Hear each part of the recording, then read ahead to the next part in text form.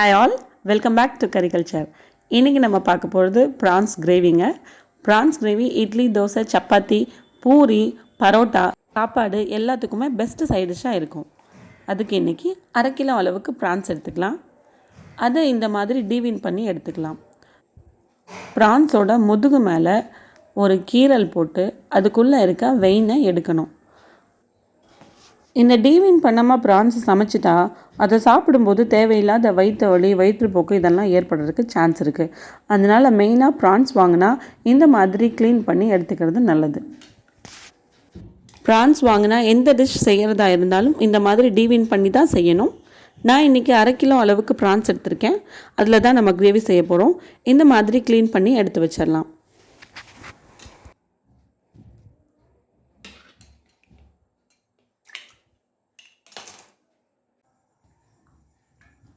ஒரு கடாயில் 3 table spoon அளவுக்கு எண்ணெய் சேர்த்துக்கலாம்.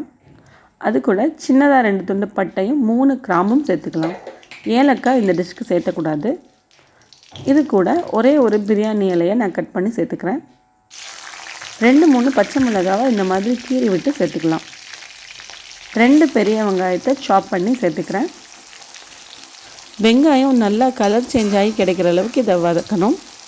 அது கூடவே கொஞ்சமாக இஞ்சி பூண்டு பேஸ்ட் சேர்த்துக்கலாம். நான் எடுத்துருக்கிறது 1.5 டேபிள் ஸ்பூன் இருக்கும்.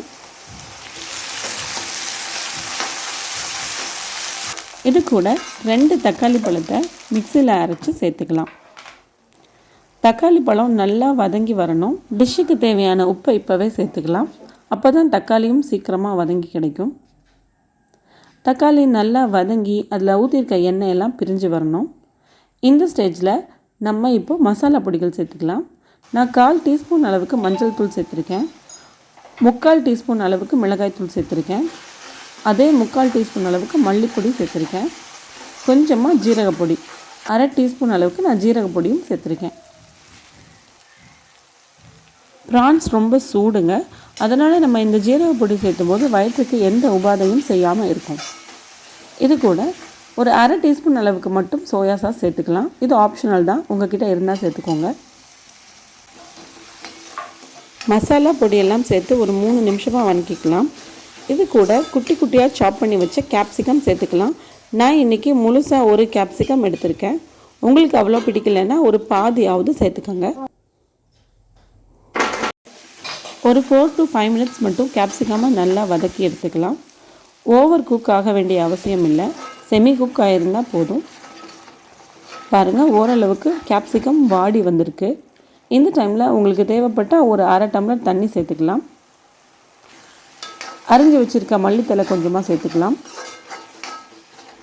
ப்ரான்ஸ் எப்போவுமே சீக்கிரமாக குக் ஆகிடும், அதனால் ஃபைனலாக சேர்த்துக்கோங்க.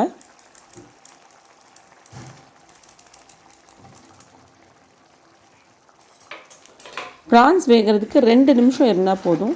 ரொம்ப நேரம் வேக வச்சோம்னா அது ரப்பர் மாதிரி ஆகிடும்.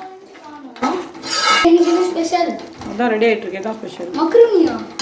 ஏய், அது ப்ரான்ஸ். ப்ரான்ஸ் கிரேவியா? டட்டுக்க சப்பாத்தி. சப்பாத்தியா?